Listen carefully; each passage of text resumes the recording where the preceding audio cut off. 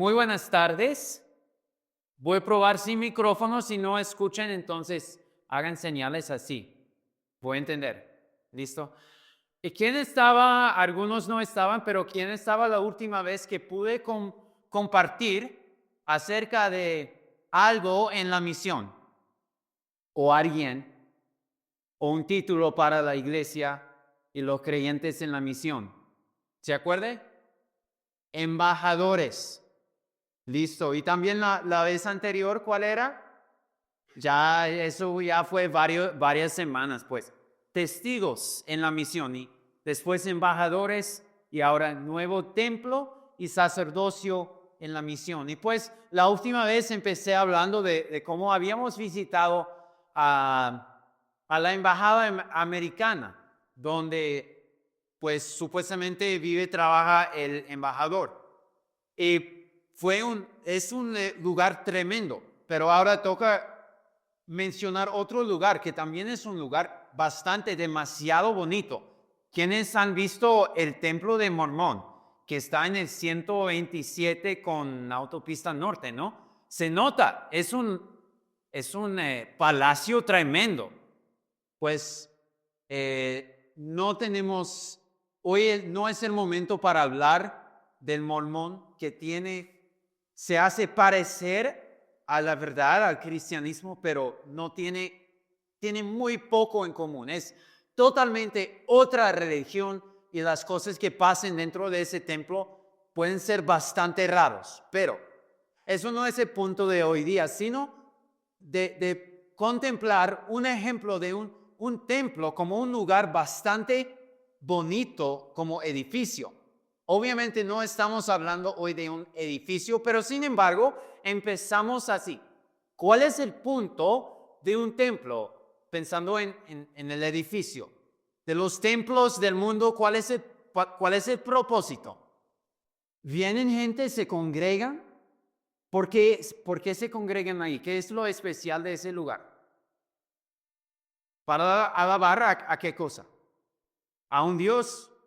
Pues el templo es supuestamente el lugar donde habite o donde está presente el Dios. O más bien el lugar para encontrarse con Él. Porque incluso en las religiones falsas muchas veces tienen su concepto de que Dios está lejos en el cielo. Pero que el templo es el lugar donde se hace contacto el cielo con la tierra y puedes encontrarse con ese Dios. Ahora, ¿la idea del templo es siempre algo pagano o no siempre? Pues Israel también tuvo un templo. Y aunque al principio era una idea de un hombre, un humano, David, pero Dios dijo a David, no, tú no vas a edificar el templo, pero en final Dios sí aprobó y dijo que tu hijo va a edificar el templo. Interesante el punto que Salomón, el hijo de David, edificó cierto templo, pero el templo final no fue edificado por David, sino por el hijo de David mayor. Ese templo vamos a hablar hoy día. Pero entonces el templo no es simplemente, Dios quiso que haya un templo en Israel, pero no quiso que haya presencia de ídolos, de imágenes, representando a su Dios, porque Dios no puede ser representado por algo creado por humanos. Más bien, si hay una imagen de Dios en la tierra, ¿qué es? ¿Cuál es la imagen de Dios? Los humanos, la humanidad. Entonces, si hay una imagen, es así. Nosotros no somos dioses, pero reflejamos el carácter de Dios mucho mejor que cualquier forma que nosotros podríamos talar. Entonces, los templos de cualquier ídolo siempre son idólatras y representan una distorsión de la verdad de Dios. Y muchas veces esa distorsión viene con otras distorsiones como la prostitución, los sacrificios humanos. Y eso es horrible. Pero Dios sí quiso tener un templo en Israel. ¿Por qué? Porque cuando Dios no puede ser restringido a cierto lugar. Su presencia llena todo en todo. Eso es la doctrina de la omnipresencia de Dios. Y es algo importante y es algo que Israel, por lo menos los que tenían una comunión con Dios y obedecieron a su ley, deberían haber entendido. Es algo que, por ejemplo, Jonás debería haber entendido que Dios está presente en todo lado y al final se dio cuenta en la tempestad. No se huye de la presencia de Dios y no solamente se puede encontrar en un templo. Pero si es así, entonces, ¿cuál fue el rol del templo en Israel? Y ahora sí vamos a ver algunos puntos. Ya vimos esa pregunta, pero ¿cuál fue el rol del templo en Israel? Primero, la presencia de Dios que está en todo lado, pero revelado de cierta forma en medio de ellos. Dios quiso habitar en medio de su pueblo, pues quiso desde el principio con Adán y Eva, quiso revelar su presencia con su pueblo. Es un punto importante.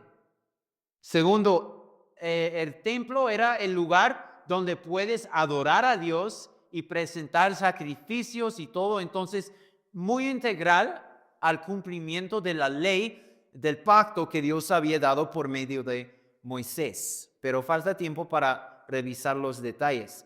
Lo que sí es importante anotar es que no cualquier persona, según la ley de Moisés, podría entrar en el templo, en los lugares santos.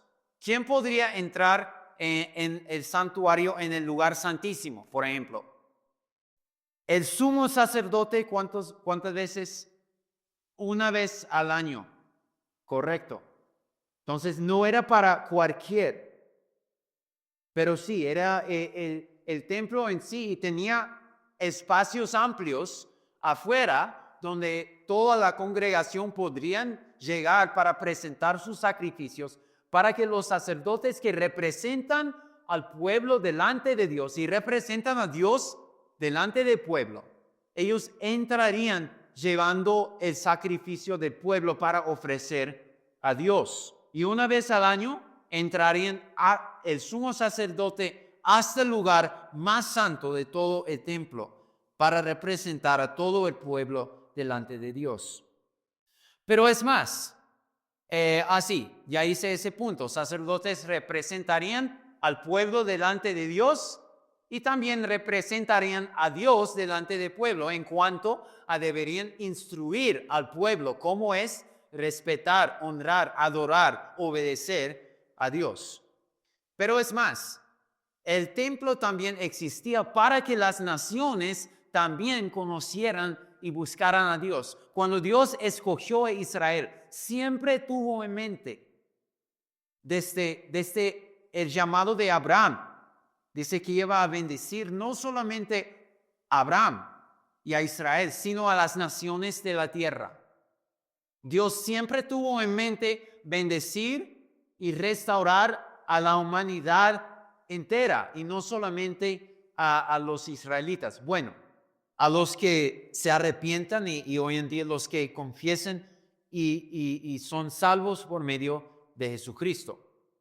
Pero bueno, hay un pasaje que habla de ese punto y está en Isaías 50 y 56. Dice Dios a los extranjeros, los que no son de Israel, que se unan al Señor para servirle y para amar el nombre del Señor, para ser sus siervos. A todos los que guardan el día de reposo sin profanarlo y se mantienen fieles en mi pacto, yo les traeré a mi santo monte. Que pues hay diferentes representaciones, pero muchas veces refiere a Jerusalén, donde existe el templo en el Antiguo Testamento. Y los alegraré, ¿dónde? En mi casa de oración.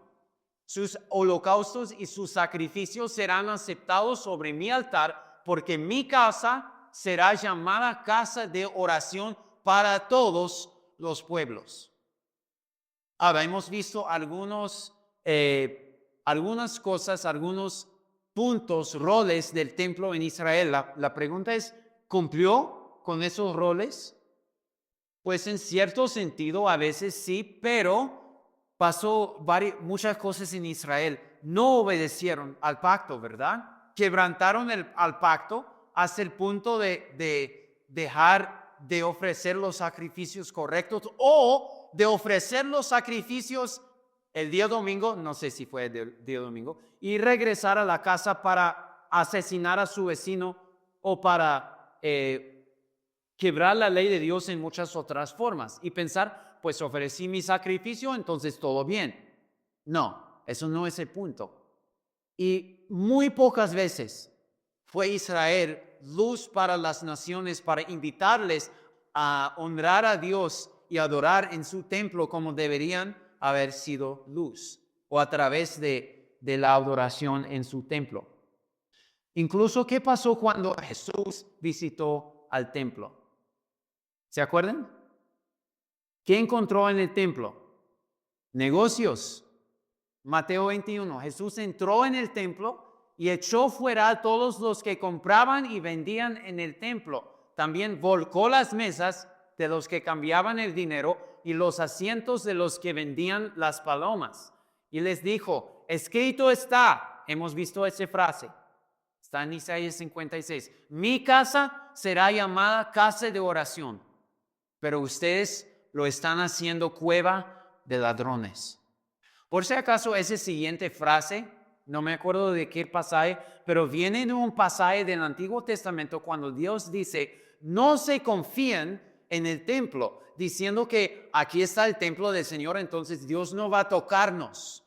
No, Dios hasta les va a llevar a Babilonia, no importa, va a dejar destruido su templo porque no están honrando y obedeciendo a Él. Entonces, otro pasaje de Mateo 24, cuando Jesús salió del templo y se iba, se acercaron sus discípulos para mostrarle los edificios del templo. ¡Qué grande, qué hermoso! Pero Él les dijo, ven todo esto, en verdad les digo, que no quedará aquí piedra sobre piedra, que no sea derribada. Entonces Jesús mismo proclamó el juicio contra el templo porque no estaba cumpliendo su propósito, su misión. No estaba cumpliendo ese templo su misión. Dejo ese punto en claro porque lo que quiero enfatizar en todo es que nosotros somos el templo y así tenemos una misión. Pero también lo dijo así porque Él tenía otro templo para construir. ¿Se acuerdan qué pasó en el templo cuando Jesús murió? Se rascó el velo, que podría ser un símbolo de condenación que ya ese templo está terminado, pero también es un símbolo de gracia, que el lugar santísimo, que era cerrado al público, ahora a cualquier persona, muchas gracias hermano, a cualquier persona que entra por medio de Jesucristo, hay un libre acceso a la presencia de Dios. Y entonces quiero ver también unas promesas en la pantalla siguiente, profecías increíbles que hablan de que Dios no quiso simplemente que su presencia esté en un solo lugar del templo. Números 14:21. Pero ciertamente digo yo que toda la tierra será llena de la gloria del Señor. Isaías 11:9 y 10, porque la tierra estará llena del conocimiento del Señor, como las aguas cubren el mar. Acontecerá en aquel día que las naciones acudirán a la raíz de Isaí. ¿Quién es la raíz de Isaí? ¿Alguien sabe? Jesucristo, profetizado en Isaías, que estará puesta como señal para los pueblos y será gloriosa su morada. Y otro versículo, Habacuc 2:14, pues la tierra se llenará del conocimiento de la gloria del Señor como las aguas cubren el mar. Entonces aquí vemos que Dios quiere llenar a toda la tierra con su presencia y lo vemos cumplido Bueno, primero, eso siempre ha sido el propósito. El templo en sí nunca fue el propósito final, sino que echó una mirada a la comunión que Dios tenía con Adán y Eva, que disfrutaban en Edén, y también fue un símbolo de la realidad venidera que se ve culminado en la Nueva Jerusalén, Apocalipsis 21. Entonces oí una gran voz que decía desde el trono: el tabernáculo de Dios está entre los hombres, y Él habitará entre ellos, y ellos serán su pueblo, y Dios mismo estará entre ellos. Unos versículos más abajo del mismo capítulo: no vi en ella templo alguno, porque su templo es el Señor, el Dios Todopoderoso y el Cordero. La ciudad no tiene necesidad del sol ni de la luna que la iluminen, porque la gloria de Dios la ilumina, y el Cordero es su lumbrera. Entonces, tenemos un futuro glorioso cuando la gloria de Dios ya no estará en un solo lugar, sino estará en toda la tierra. Pero espera, ¿es solamente el futuro? ¿O será que Dios ya está comenzando a cumplir eso hoy en día en la iglesia? Eso va a ser el punto principal que quiero proponer para ustedes. La iglesia, como pueblo habitado por el Espíritu Santo, es el templo de la presencia de Dios en la tierra. A medida que va cumpliendo su comisión, Dios va edificando ese templo con el fin de llenar la tierra de su gloria. La obra es de Dios, pero a la vez, de alguna forma, Dios está invitando a nosotros a participar, y eso es el siguiente parte. Tenemos entonces el gran honor y responsabilidad de glorificar a Dios, tanto en adorar en su presencia como en proclamar su grandeza, y de participar en la edificación de su templo a través del evangelismo y discipulado. Entonces, eso va a ser el punto principal, y lo quiero presentar por medio de exponer a 1 de Pedro, capítulo 2. Hasta ahí la introducción. Creo que ya estamos a la mitad, pero bueno. 1 de Pedro, capítulo 2, y voy a leer versículos 1 a 8 y vamos a orar antes de continuar. 1 de Pedro 2. Por tanto, desechando toda malicia y todo engaño e hipocresías y envidias y toda difamación, deseen como niños recién nacidos la leche pura de la palabra, para que por ella crezcan para la salvación, si es que han probado la bondad del Señor. Y viniendo a Él como a una piedra viva, desechada por los hombres, pero escogida y preciosa delante de Dios, también ustedes, como piedras vivas, sean edificados como casa espiritual, para un sacerdocio santo, para ofrecer sacrificios espirituales aceptables a Dios por medio de Jesucristo. Pues eso se encuentra en la Escritura: yo pongo en Sión una piedra escogida, una preciosa piedra angular, y el que crea en él no será avergonzado. Este precioso valor es pues para ustedes los que creen, pero para los que no creen, la piedra que desecharon los constructores, esa en piedra angular se ha convertido, y piedra de tropiezo y roca de escándalo, pues ellos tropezaron porque son desobedientes a la palabra, y para ellos también estaban destinados. Gracias, Señor, por tu palabra y por tu obra y por tu misión. Que seamos, Señor, piedras en tu edificio. Que no seamos los que tropiezan y rechazan a Jesucristo, el único fundamento y el único fuente de vida y el único camino de entrada a la presencia de Dios.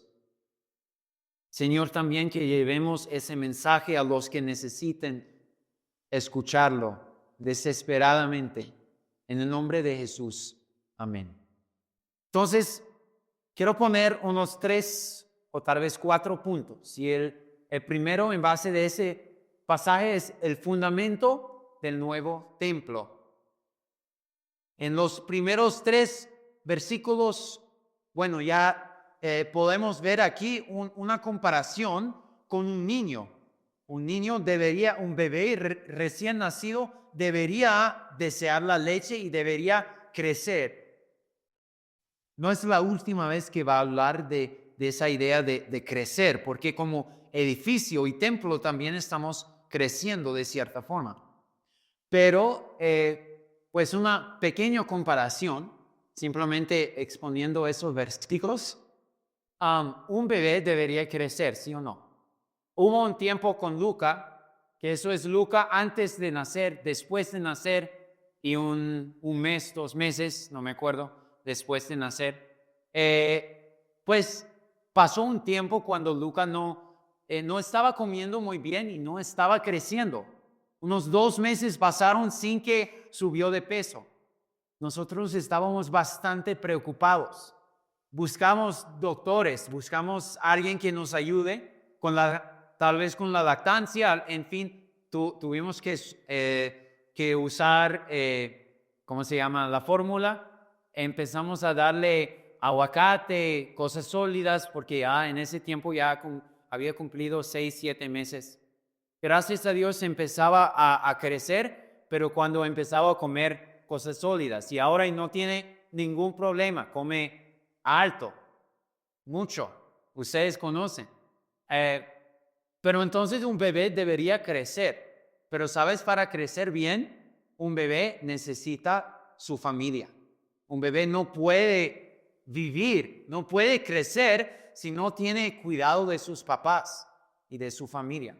Nosotros deberíamos crecer, pero no podemos crecer si quedamos solos. Y entonces lo que vamos a ver en el resto del pasaje usa metáforas de comunión, de comunidad, que nosotros, si eres creyente, ya no eres simplemente un individuo, aunque cada individuo tiene que escoger si va a confesar, si va a creer en Jesucristo y si va a seguir a Cristo o si va a rechazarlo. Pero ya que sigues a Cristo, eres parte de una comunidad y eres parte, específicamente hoy día vamos a enfocarnos, eres parte de un templo, de una casa espiritual, como dice en este pasaje. Versículo 4, viniendo a él como a una piedra viva, desechada por los hombres, pero escogida y preciosa delante de Dios. Más luego también cita a 2 pasajes que hablan de una piedra. Versículo 6, una piedra escogida, una preciosa piedra angular. Versículo 7, la piedra que desecharon los constructores, esa en piedra angular se ha convertido. Qué interesante metáfora o qué interesante comparación. Una piedra, no hubiera pensado comparar a un líder, pues Dios hecho hombre con una piedra. Pero no, eso fue la intención de Dios, porque esa piedra no es cualquiera. Es el fundamento y es el único fundamento. Y sabes que Pedro no fue quien inventó esa metáfora. Primero cita a 2 pasajes, pero él tampoco fue la primera que citó específicamente ese pasaje en versículo 7, la piedra que desecharon los constructores. Fíjate que Jesús mismo en Mateo 21, mismo pasaje que hemos visto, habla de cómo nunca leyeron en las escrituras la piedra que desecharon los constructores, esa en piedra angular se ha convertido. Y está hablando de sí mismo, de cómo los judíos están rechazando a Jesús, su Mesías, pero Él es la piedra angular. Versículo 44, el que caiga sobre esta piedra será hecho pedazos. Mateo 21, 44. El que caiga sobre esta piedra será hecho pedazos, pero sobre quien ella caiga lo esparcirá como polvo. Entonces, habla de algo que van a haber personas que rechazan a Él y entonces sufrirán el juicio debajo de Él. También en Mateo 16, 18, que está encima, Jesús dice, yo te digo que eres Pedro y sobre esa roca edificaré mi iglesia. Entonces Jesús va a edificar algo sobre la roca. Hay algunas diferencias de opinión si la roca en el primero refiere a Pedro o a Cristo. Pero en todo caso no hay cuestión en Mateo 21 que la piedra es Cristo. Y entonces Cristo mismo dice que Él es la piedra y que va a empezar un edificio. Va a edificar a su iglesia, a su templo. Entonces, ya hemos visto hace ratito cómo Jesús condenó al templo físico y predijo su destrucción, pero ahora Él mismo es el fundamento de algo nuevo, de una iglesia. Y entonces los que creen en Jesús llegan a ser parte de esa iglesia, parte de esa construcción. Y ahora sí vamos a mirar ese punto en un poco más detalle en cuanto a la composición del templo, volviendo a Primera de Pedro capítulo 2. Primera de Pedro 2, versículo 5, dice así: también ustedes como piedras vivas sean edificados como casa espiritual para un sacerdocio santo, para ofrecer sacrificios espirituales aceptables a Dios por medio de Jesucristo.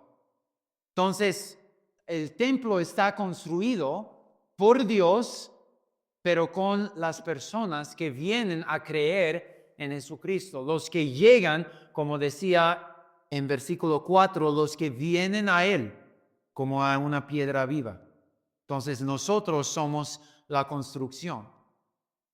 Mira entonces cómo empezó ese templo, cómo se inauguró. Está en Hechos capítulo 2. Cuando llegó el día Pentecostés, estaban todos juntos en un mismo lugar y de repente vino del cielo un ruido como un ráfago de viento impetuoso que llenó toda la casa donde estaban sentados. Se les aparecieron lenguas como de fuego. Ahora ese punto es interesante porque mira qué pasó cuando el templo de Salomón se inauguró. Segunda de Crónicas 7:1 está abajo. Cuando Salomón terminó de orar, descendió fuego desde el cielo y consumió el holocausto y los sacrificios. Y la gloria del Señor llenó la casa. ¿Qué pasa después de las lenguas de fuego en Hechos 2? Lenguas de fuego que repartiéndose se reposaron sobre cada uno de ellos. Todos fueron llenos del Espíritu Santo y comenzaron a hablar en otras lenguas según el Espíritu les daba habilidad para expresarse. Entonces Dios, cuando empieza la iglesia, cuando nace la iglesia, da señales que apuntan hacia el templo, no porque el templo fue el mayor y ahora eso simboliza el templo. No. Sino el templo fue el símbolo y ahora Dios está cumpliendo lo que el templo simboliza, pero está empezando a cumplirlo. Está empezando a cumplirlo porque todavía la gloria de Dios no llena a toda la tierra como para que no necesitemos el sol. Eso todavía viene cuando Jesús viene. Entonces, pero hay una diferencia aquí. Cuando abrió el templo primero, vino un fuego, pero cuando abre el templo de la iglesia, vienen lenguas de fuego que reposan sobre cada persona. Así que el Espíritu Santo ya no habita simplemente en un lugar, sino en cada creyente, como individuos, pero también como pueblo. Entonces, eso es el punto que quería mostrarles aquí. Otro pasaje que habla rápidamente para mostrarles, sería una pena saltar eso porque es tan claro. Efesios 2, 20 hasta 22. Están edificados sobre el fundamento de los apóstoles y profetas. siendo Cristo Jesús mismo la piedra angular, en quien todo el edificio bien ajustado va creciendo para ser un templo santo en el Señor. En Cristo también ustedes son juntamente edificados para morada de Dios en el Espíritu. Gloria a Dios, entonces hay un nuevo templo y su composición es cada persona que cree en el Señor Jesucristo. Entonces el templo va creciendo a medida que más personas conocen al Evangelio y llegan a los pies de Jesucristo. Miremos el siguiente punto, los ministros del templo. Los ministros del nuevo templo, se ve eso en versículo 5. También ustedes como piedras vivas sean edificados como casa espiritual para un sacerdocio santo, para ofrecer sacrificios espirituales aceptables a Dios por medio de Jesucristo. ¿Qué significa sacerdocio?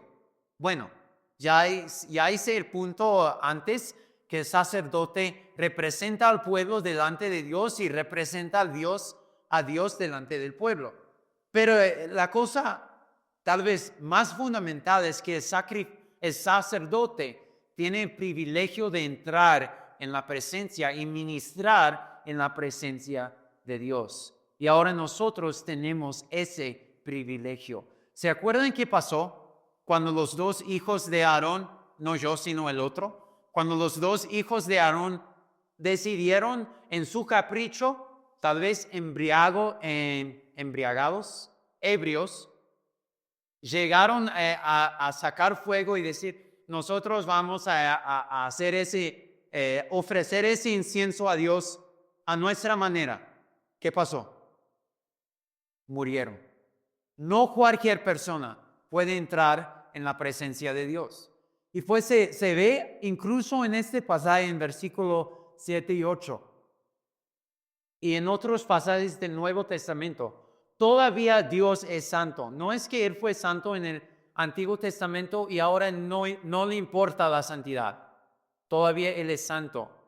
Y todavía no cualquier persona puede decidir, yo voy a la presencia de Dios, yo voy a la manera que quiero. No, hay un solo camino.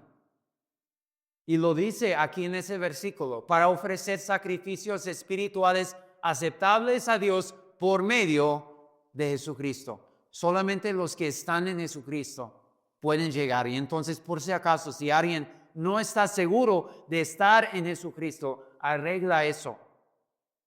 Más bien tú no eres quien lo arregla. Dios ha hecho el arreglo y Dios te invite a creer en Él y tener salvación y entrada por medio de Él.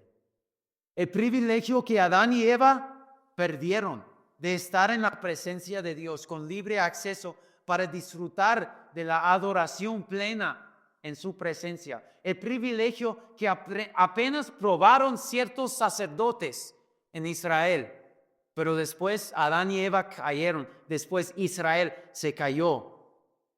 Ahora ese privilegio está abierto a todos los que están en Jesucristo. ¿Aprecies ese privilegio o lo ves como una carga? Hoy es que debería quedarme más tiempo en oración. Hoy Martín Lutero dijo que estaba orando varias horas cada día, entonces, qué pena que tengo que hacerlo. No, es un privilegio. O que, me toca ir al culto, me toca preparar los hijos. No tenemos tiempo, vamos a llegar tarde. Pues el punto no es el culto, pero el punto es disfrutar del privilegio de entrar en la presencia de Dios. Les puedo contar que he tenido momentos muy lindos de tiempo de comunión con el Señor, orando y sintiendo muy en claro que Dios está escuchándome y está presente conmigo. He sentido eso también alabando al Señor con ustedes en este lugar y en muchos otros lugares. No se limita a un edificio, eso es un punto que ya han visto. También necesito crecer en eso, necesito apreciar más, necesito en momentos como hoy día que que hubo tantas cosas que tal vez me tuve que despertarme un poquito más temprano, me faltó la siesta por la tarde, entonces a veces me siento el cansancio y no siento el deseo, no siento el gusto, pero hay que entonces entonar el corazón o afinar el corazón. Cuando el corazón no lo siente, que la mente nos ayude, que la palabra de Dios nos dirige a disfrutar de entrar para adorarle. Y podemos hacer eso porque nosotros somos sacerdotes, pero hay un sumo sacerdote. Jesucristo no es que solamente murió, resucitó y se fue, sino que Él está a la diestra de Dios hasta hoy en día, intercediendo para nosotros, para pedir el acceso, para abrir el espacio para que lleguemos a Dios por medio de Él. Eso es todo en estudio del libro de Hebreos. No vamos a llegar más allá.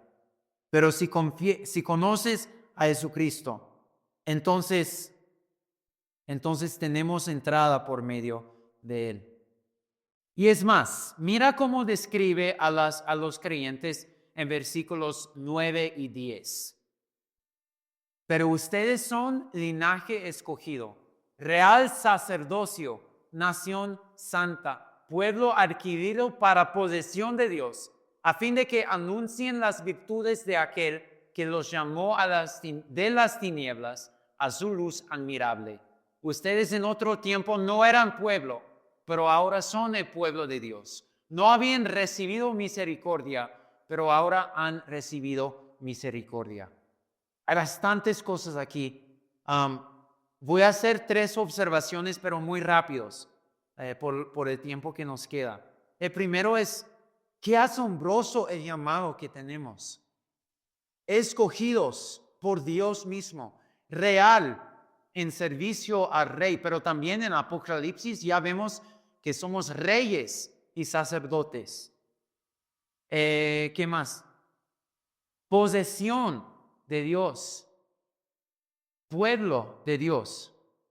Qué asombroso esa identidad que tenemos en Cristo.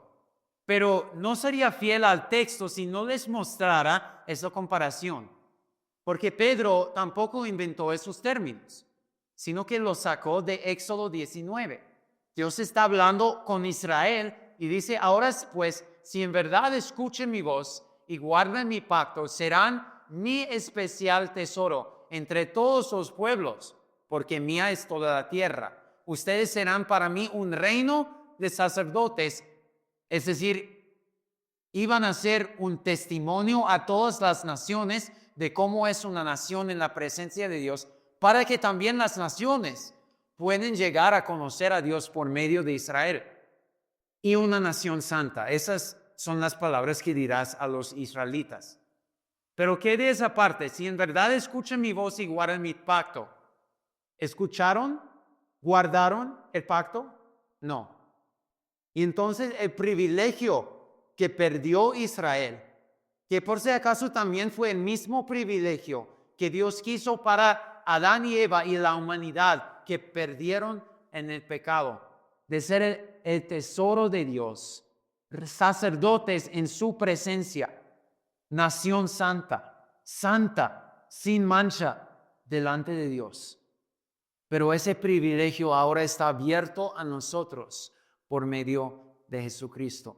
Qué asombroso nuestra identidad y privilegio que tenemos aquí. Última observación de ese llamado, esa identidad, es que es algo comunal. No dice que ustedes son sacerdotes, plural, dice son sacerdocio. No dice que son ciudadanos, sino dice son nación. Podría haber dicho que son posesiones de Dios, pero dice posesión. Y ahí es muy importante apreciar la identidad que tenemos juntos, como una sola iglesia, con todos los que son de Jesucristo. Tenía una ilustración, pero vamos a pasar entonces a repasar y ver unas aplicaciones. Porque hay una frase aquí que tenemos que ver y ahí empezamos entramos en el tema de la misión. A fin de que anuncien las virtudes de aquel que los llamó de las tinieblas a su luz admirable. ¿Cuál es el enfoque de nuestra misión en base de esas palabras? El enfoque es la gloria de Dios. Sí, es muy importante que las personas sean salvos, pero eso no es el fin último, sino el fin último es que Dios sea glorificado. Es lo mismo que ves en versículo 5, que dice que somos casa espiritual para ser un sacerdocio, para ofrecer sacrificios espirituales aceptables a Dios por medio de Jesucristo.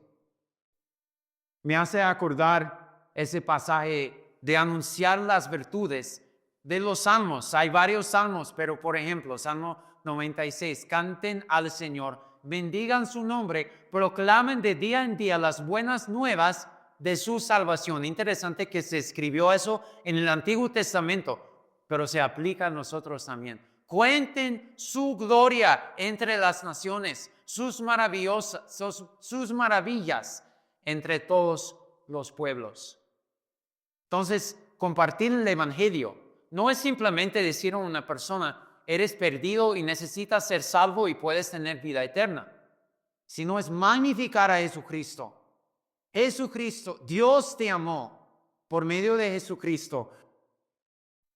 Hay un ejemplo de un pastor que quiso compartir de Cristo con su vecino y él orando de cómo hacerlo, orando, queriendo hacerlo. John Piper, algunos han escuchado de él. Él decidió escribir en una hoja de papel, ¿por qué me vale Cristo? ¿Por qué me vale Jesús? ¿Cuánto me vale? Y escribe, Jesús, tú vales más que mi vida, más que mi economía, más que todo, aún más que mi familia y mi propia vida. ¿Por qué me vale tanto? Y escribió, ¿por qué vale tanto Cristo para él? Quería mostrar a su vecino cuánto vale Jesucristo para él. Y dentro de él pudo compartir el evangelio también. Anunciar las virtudes de aquel que nos llamó. ¿Pero es solamente de pastores? ¿Quiénes hacen eso? ¿Los pastores? No, pues todos los que son de Jesucristo somos sacerdocio y templo. ¿Cuándo? ¿Los sábados? ¿Tal vez domingos? Todo el tiempo somos el templo. La iglesia como pueblo habitado por el Espíritu Santo es el templo de la presencia de Dios en la tierra. A medida que va cumpliendo su comisión, Dios va edificando ese templo con el fin de llenar la tierra de su gloria. Tenemos entonces el gran honor y la responsabilidad de glorificar a Dios tanto en adoración en su presencia como en proclamación de su grandeza y de participar en la edificación de su templo a través del evangelismo y discipulado. Entonces, ahora sí, ¿cómo lo aplicamos hoy en día, en esta semana? Tengo 3 preguntas para ustedes. ¿Cómo está mi tiempo en la presencia del Señor, tanto en lo personal como también en lo comunal con la iglesia? Veo a la iglesia como un lugar donde asistir y pasar unos minutos porque pues soy cristiano y así lo hacen los cristianos, o lo veo como un momento de disfrutar de la presencia de Dios en comunión con la iglesia. Disfruto de mis momentos de oración. Tal vez debería pedir que Dios me ayude a cambiar mi corazón y mi actitud para querer estar siempre en su presencia. Segunda pregunta, ¿qué aspecto de mi vida y carácter público debe cambiarse para poder representar mejor al Señor como una piedra de su templo? Si bien el templo de Israel era el lugar de la presencia de Dios que supuestamente tenía la misión de hasta mostrar a las naciones cómo es la adoración del Dios verdadero, así somos nosotros. Nosotros somos los que deberían mostrar a las naciones, al pueblo, cómo es Dios y cómo se adora, cómo se conoce a Dios por medio de Jesucristo. Hay un par de versículos que nos pueden ayudar a aplicar eso. En los que siguen de 1 de Pedro 2, versículo 11. Amados, les ruego como a extranjeros y peregrinos que se abstengan de las pasiones carnales que combaten contra el alma. Mantengan entre los gentiles una conducta irreprochable, a fin de que en aquello que les calumnian como malhechores, ellos por razón de las buenas obras de ustedes, al considerarlas, glorifiquen a Dios en el día de la visitación. A veces cuando estoy cansado o cuando estoy un poco irritado porque estoy saliendo a hacer varios trámites y después está cerrado esto de Bancolombia, sus cajeros no sirven, y de la otra cosa y de las cosas del gobierno demasiado complejos. Me toca comprar algo porque me olvidé de comprarlo ayer y la tienda pues no lo tiene, pues varias cosas me pueden empezar a sentir como, uy, y cuando estoy así, ¿cómo trato a la gente? Soy un testigo de Jesucristo, muestro cómo es Dios, tengo una conducta irreprochable. Yo tengo que crecer en eso, especialmente cuando siento esas cosas. Porque esas expresiones pueden ser de mi carne o puede ser del Espíritu Santo que habita en mí, porque soy parte de ese nuevo templo. Debería producir los frutos del Espíritu, ¿sí o no? Amor, gozo, paz, etc. Y la última pregunta. ¿Dónde y cuándo puedo anunciar las virtudes de aquel que los llamó a su luz admirable en esta semana? ¿Y con quién? ¿Con quién puedo compartir eso y cómo? Yo les doy un ejemplo, no para decir que nosotros siempre lo hacemos bien, pero algo que estamos tratando de hacer es conocer a nuestros vecinos, principalmente del mismo piso. Los hemos conocido, pero nos falta compartir más de Cristo con ellos. Y una cosa que queremos hacer para cumplir eso, como una idea, es que ayer y hoy día hemos horneado galletas y brownies también, mi esposa ha hecho, con la idea de empacar un regalo navideño para ellos. Y con eso podemos escribir en una tarjeta un poco del mensaje de la razón y de la importancia de la Navidad, cómo vino Jesucristo. Y tal vez entregándolo, tocando sus puertas, tal vez abran un espacio para que nos sentemos y hablemos un poco de Jesucristo con ellos. Compartí también del ejemplo de John Piper, de escribir cuánto me va de Cristo. Para nosotros y para John Piper eran nuestros vecinos, que pasamos cada día, pero ¿cuántas veces realmente compartimos con ellos? Para ustedes tal vez es un compañero de trabajo, una amistad o un familiar. Piénsalo de esa forma. ¿Cómo puedo glorificar a Dios delante de ellos de tal manera que entienden la magnificencia que es conocer a Dios por medio de Jesús? Y solamente Dios puede cambiar su corazón. Solamente Dios es quien edifica ese templo. Pero por algún motivo, Él ha entregado a la iglesia, a nosotros, la misión como el templo de glorificar a Él delante de las naciones, llamando a ellos también a ser parte de ese templo para que la gloria de Dios pueda empezar a llenar toda la tierra. Y mientras tanto que esperamos a Jesucristo, porque cuando Él venga, ahí sí vamos a ver cómo es el cumplimiento final. Terminamos en oración. Señor Dios, gracias por esas verdades. Yo confieso que esas son mucho más allá que mi entendimiento humano. puede ver y puede entender. Pero Señor, ayúdanos en cuanto no entendemos de tu misión que nos has dado, que has llamado a nosotros a participar, a ser fieles a ti, obedientes y a glorificar a ti, tanto en nuestros hogares como también en nuestras vidas públicas, como también en este lugar, en la iglesia, con tu pueblo, cada vez que estamos juntos. Que sea Cristo glorificado en nosotros, que venga Él